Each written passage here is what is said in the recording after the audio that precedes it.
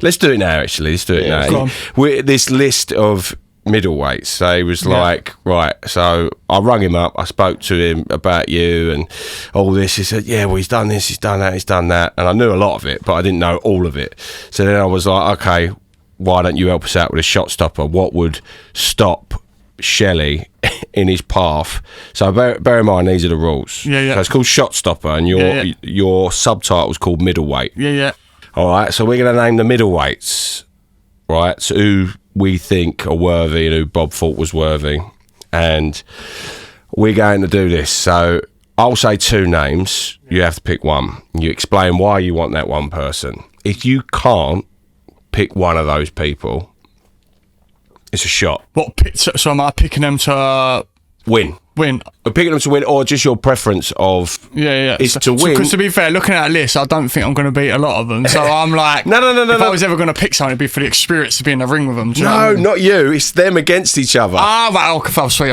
But we can put you in it if you want. No, you're all right. I'll swear that one. I'm looking thinking, I don't think I can beat any of them. Do you know what I mean? I'm looking thinking, cool, this could be embarrassing for me. Golovkin versus Shelley. Right. Sell out your coin. Mate, why couldn't you do it though? If you believed more in yourself, why couldn't you do it? You know what I mean? I think belief's a powerful thing. I think very true, but I don't know. Yeah, I think it's really like, what's the word? I can't think of it. Don't belittle yourself though, because I watched you fight, and I know you train like a Trojan horse. I do a lot of running with Bob's, good bloke. All right, so Bob's involved in this. We was involved in it. So these are people that are facing one another, right? So if you choose not to do one, you got to do a shot. Do I need to open another beer up? Well, go on. Another zero, shall I say? I could be pretty pissed after these zeros. But if it's a shot, because you ain't drinking, I've done this every time now because everyone's driven here. I have to do your shot. So how much? Yeah. You might as well open out a beer and all. I got one. Right. So here we go. So you got to pick one. Right. Liam Smith or Hamzah Sheeraz. Cool, I've sparred Hamzah. Have you? Yeah. Cool, talent. That kid hits hard, mate. Yeah, Hamzah Sheeraz all day long. Really? Mate, let me tell you something now. That kid hits hard. Ilford boy as well, isn't he? I'm not too sure, but I used to spar him quite a lot at 5 Star. Where's that? In Harold Hill. Okay. And there's very few people that have hit me, and I thought, I'll be on my toes for the next 4 or 5 rounds. But yeah, Liam Smith all day. Not Liam Smith, Hamzah Sheeraz all day long. All right. Okay, Hamzah Sheeraz or Brad Paul? Oh. Right. Because that could be on the cards, right? Yeah, well, I think, Brad's obviously British champion, and I'd assume that obviously Hamzah could be in line for the British. Okay. Or he might have skipped that. He might be on, he's obviously Brad's British level, but Hamzah might be on world level. Obviously, I've got a lot of love for Brad, but I'd have to go Hamzah, mate. To be, definitely, Hamzah is something else. There's very few people I've been in a ring with, and before I thought about the punch, he already knows what I'm throwing. Really? Mate, yeah, so his IQ. Oh, mate, unbelievable. He was special then, and I haven't sparred him for a long time. I don't even know what level he's at now. Do you know what I mean? Before I even thought and thrown a punch, he's already out of the way of it. I might as well spar fresh air. Okay.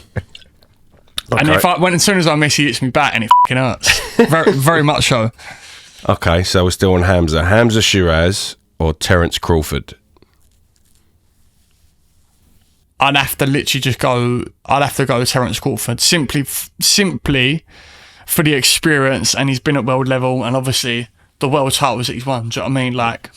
Yeah. How can you not pick him? Do you know what I mean? But Hamzah did well there. I think as well. Obviously, they are different weights, aren't they? Yeah, Terence will be coming up. Yeah. I can't remember what. I know Hamzah's a middleweight, but I think Terence is lower, isn't he? Yeah. So these are middles. They have been middles. Yeah. You know, most of their career, maybe touched on their career.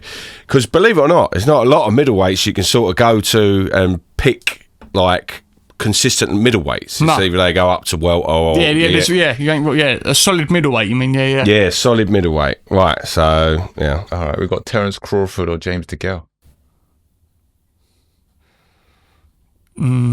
I'm gonna go Terence Crawford. I think. Okay. To be fair, it would be.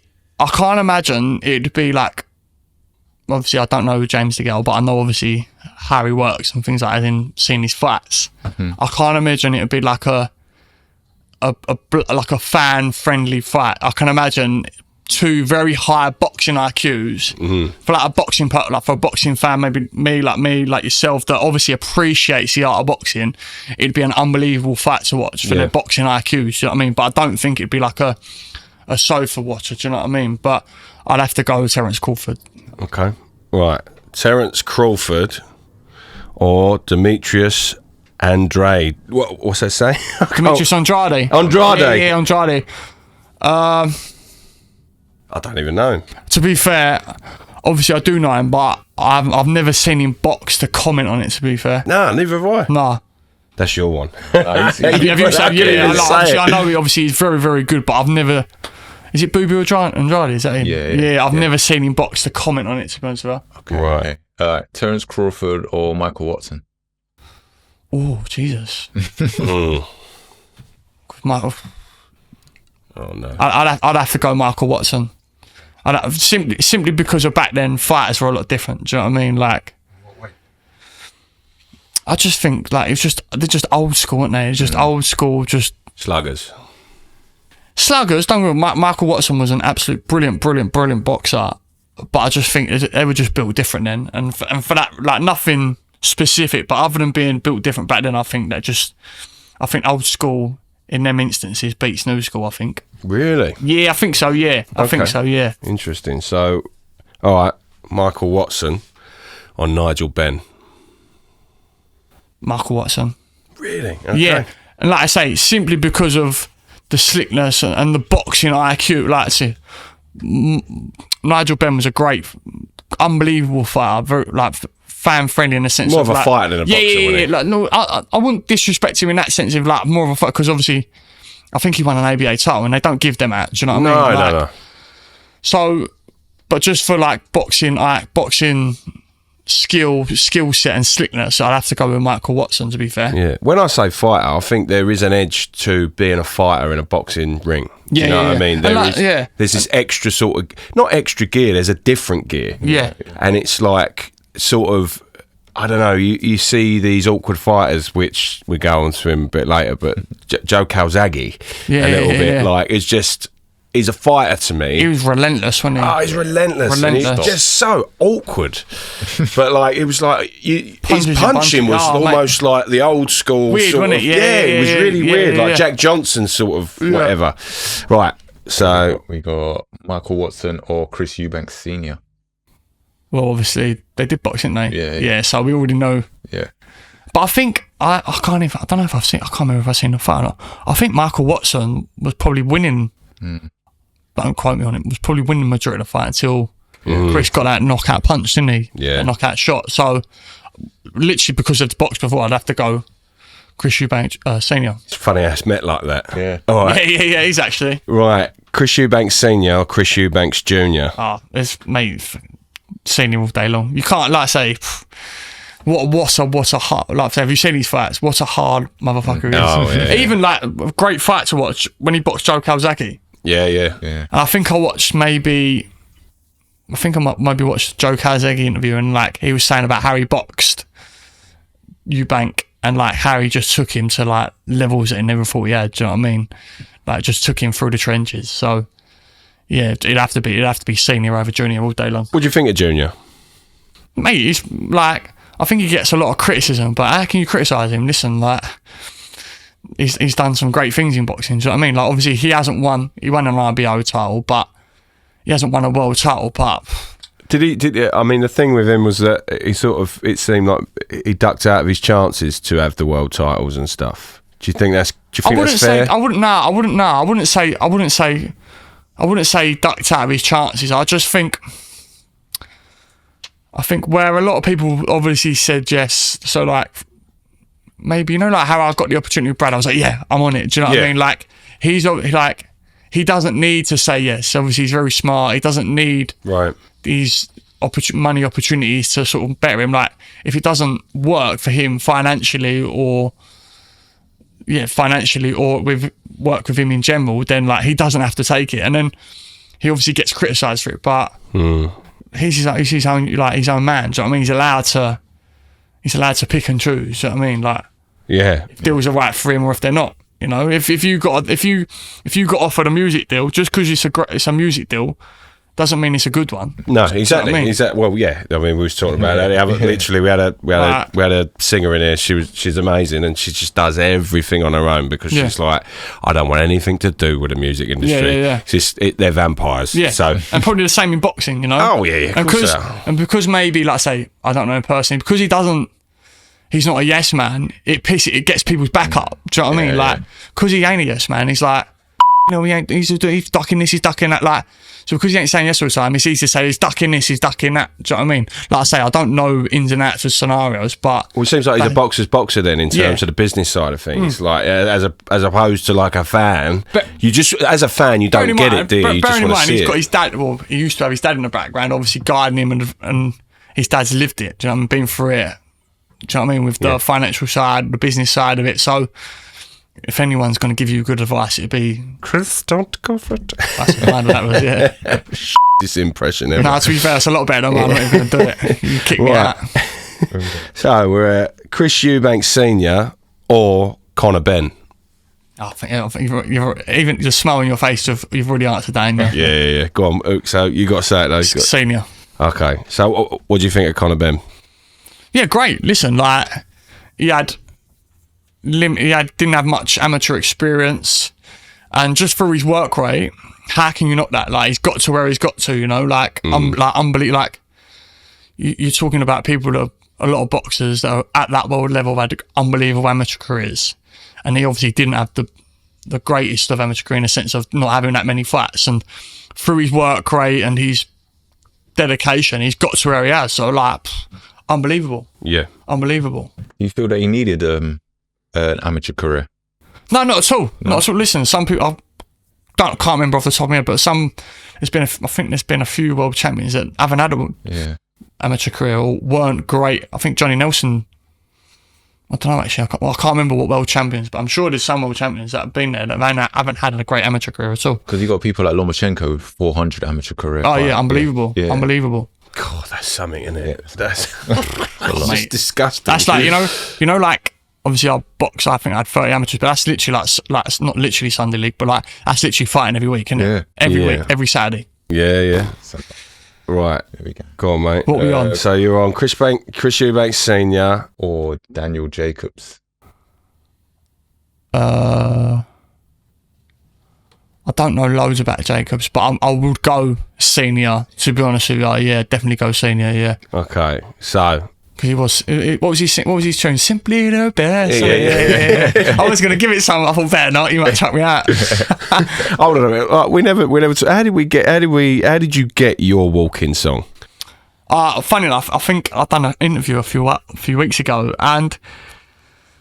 Obviously, like I said before, boxing's all done on ticket sales, and like I said, I won't do it again. But the night before my fight, I'm driving around with one of my best mates, Dom, just dropping off tickets, selling loads of tickets, and we had the iPod on in the car, and literally Morning Glory come on. Obviously, I had it blaring. I was like, I'm having this as me ring walkout. Do you know what I mean? Oh, quality. Oh, mate, it was unbelievable. So. For that, I think, like I said in another interview before, for that reason, like I picked it one of my best mates. That will stay with me now. So I've got a sentimental value to it. Yeah, and even now, listening to it even now, when if I hear it on the radio, I'm like shadowboxing on someone. I'm like shadowboxing on someone's front drive, fucking fighting in the car park, giving it some revives on, giving it some of that. Do you know what I mean? Yeah, but that's what it's about, though, isn't it? Like, you're gonna go Oasis. You got a ticket? No, I didn't get a ticket. I didn't manage to get. To be honest with you, I didn't get around to. Doing it to be Nah, I've got one, but yeah, I've got one, so I'm going. But I think there'll be loads of opportunities come up for tickets. Did they used to cancel a lot of gigs? Yeah. That was also a thought in my mind. It would be my luck as well. It'll be no surprise if they don't do all of them, because God knows how. Like, I mean, that's a feud to start wars. Basically, the feud they've got is just ridiculous. But I was lucky enough, I saw their second from last ever gig. Really? As my first ever gig.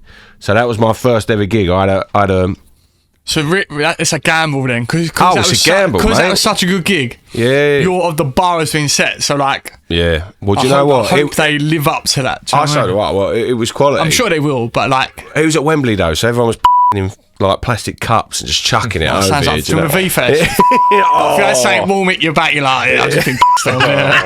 Oh, mate.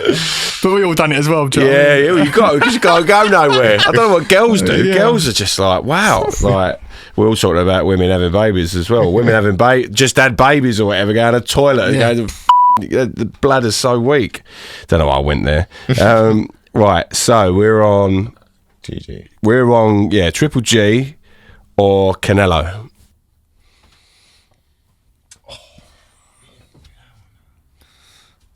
No, I think we was on senior. Canelo, we was on senior. I was on senior. Oh, sorry, and then we was on Golovkin, weren't we? Yeah. I said I think we know. I'm getting pissed now. Right, so right. Just had a shot f***ing out personally. Eubank. Oh no. Done it. Right. Eubank Senior or Triple G. Oh, mate. Oh. Really? What a fight that would be, by the way. I'd have to go Triple G. Why? There is, mate, other than just being punching like an absolute mule, I just don't think many people, like, obviously Chris Eubank was known to be able to take his punches, but I just don't think he'd be able to just take that off. Like I say, he took some punches in his time I was senior, but I think, you know, GGG's a different cat of fish, to be honest with you. I always think Golovkin could have been the best middleweight there was for some reason. I don't know why. I just loved watching him. Yeah. I thought he was. I'm probably wrong in that, and it's probably a biased opinion, but I used to love watching him do it because I always remember his neck as well. When he used to take punches, his neck would just literally just absorb it. And for someone who looked like Mr. Bean to just look as well as like the hardest geezer in the room. I might be wrong, but like geographically, I might be wrong, but like them Eastern Europeans just fucking built different. Aren't they? Yeah, they're like, even if you had a fight with one on the street, you wouldn't want to fight. Do you know what I mean? Like, like eating like. It's like gas meters, mate. Just, you ain't going nowhere. You ain't going nowhere. Quick one in, fighting one in, geezers. All right, we're gonna go Triple G or Canelo. It's kind of we've kind of answered that. To be fair, they had the trilogy, didn't they? Yeah. Did they draw? They drew one and Canelo won two, didn't they? Yeah. Is that but right? I don't think he deserved one of them. Was that the last one? Might have been the last one, wasn't it? I think that was the last one because that's when he. Oh no! It might have been the second one, and I think it was the second. I think he beat him convincingly on the third one to sort of end that. Yeah. End that. Was it that? I think it was because I remember like everyone because I was watching.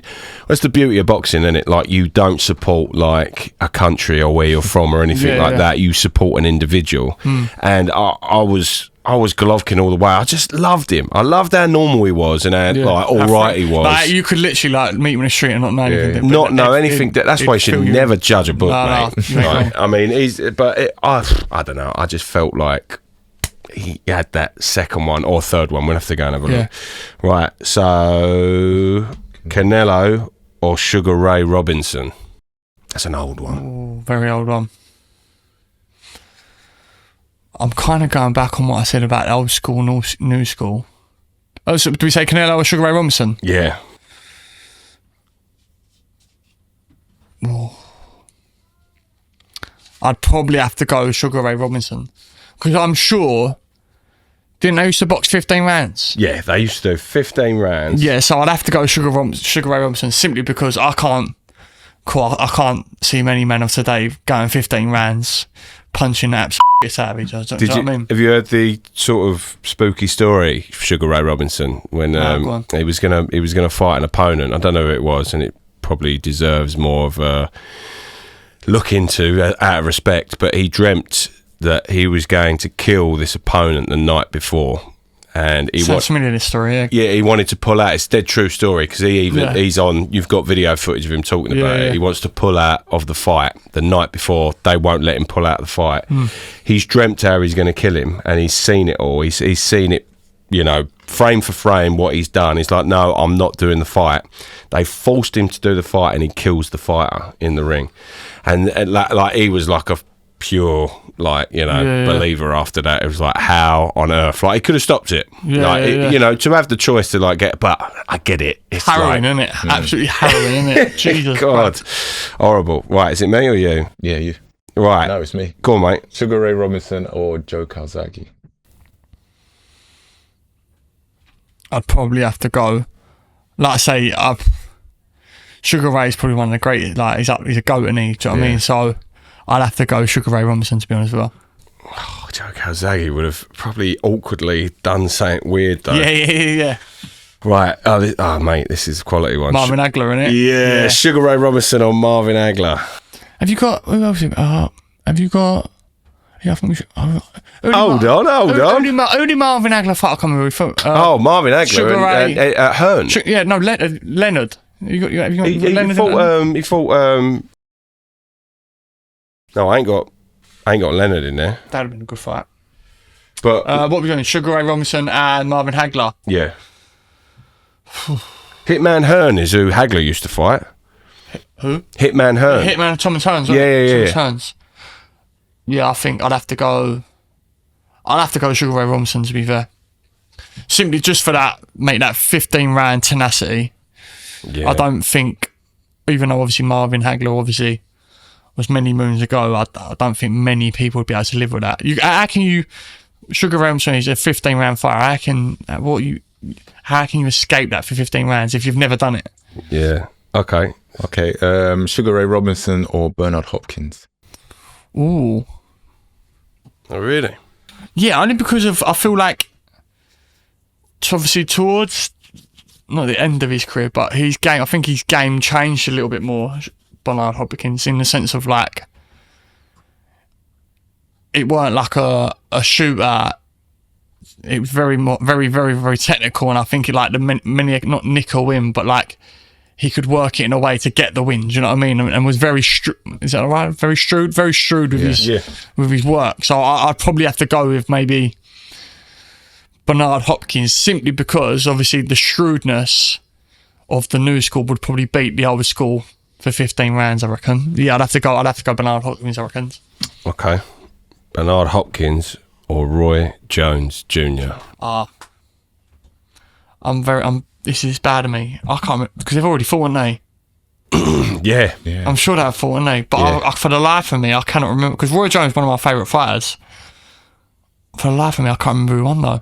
Can you? I can't. You're going to have to Google this. I can't. One moment. I feel like it probably might have been Bernard Hopkins that beat Roy Jones, maybe. But I used to love Roy Jones. What's your favourite fight of his? Favourite fight? To be honest with you, I couldn't tell you specifically a favourite fight, right? But I used to love this punch. I'll try and show you it. So we used to do this like looping punch. Yeah. I used to do this looping punch, right? And then obviously just let it go. And I've done it at Selhurst Park. I'll try and find it. Where is it? Oh, mate, I'll have to try and find it. So combinations. What's your favourite combination you would like to you throw? I do like throwing body shots, even though it's weird, obviously, because I'm quite tall. Yeah, it's not really the most easiest for you. Yeah, it's probably not the most obvious of favourites, but because I'm quite tall, I like. Okay, it's quite digging them in. Yeah, I do. I do like a body shot. Works in your favour though, something like that. Yeah. I do love a body shot, to be fair. And just watching them it's like just watching them like sort of crumble a little bit, or that little feet when you're either whether it's been sparring or fight, you can hear them when you know you've got and I've done the same when I've had a good body shot. Like when you've caught them with like a sweet body shot, you can, and it's like you know they're gonna always like yes, love it. So would you just plug away at that when you hit them with a body shot? Yeah, just keep working away at that. Just you just go up first, obviously, and then you go down. What's that? With the shot. So after you hit them with a body shot and you know that you've hurt them, would you go straight for it again, or would you go up top and then go low? No, I'd probably go up top. To be fair, I'd probably go. I wouldn't let them know that I've found that. Yeah, I wouldn't because obviously if I keep going for that, all they're going to do is just go like that. And, do you know what I mean? But I'd probably just once you know you've got that thing, once you sort of know you've got that spot, it's literally just a matter of just tapping. You can just keep tapping their arms, just like, because they know it's just that elbow tucking. It's like when you know you've got them. Do you know what I mean? Yeah. Right. So when the fight went to the judges' scorecards, Hopkins was named the winner by unanimous decision, with the one score of 118 to 109 and two scores of 117 to 110. So Hopkins won. Yeah. So we got one more. Yeah. So you're going with, Where is it? what's that? No, I was just trying to find something. I was just that bolo punch. I think that mad punch. I think I threw. So so that's it. So you've gone as your winner. Oh, that's it. Look. Who's your winner? Hey, look. Ooh. It was an uppercut, one a straight right, but Quality. Look at that. But the roller bit was from Roy Jones. I used to do it back in the day when I was amateur. I don't know why I done it, but it just randomly come out. Bit of flair. Yeah. See, you are confident. Yeah. Right, so who was your winner there? Sugar Ray or Bernard Hopkins? I think Bernard Hopkins, wasn't it? So Bernard Hopkins was your middleweight winner. Yeah.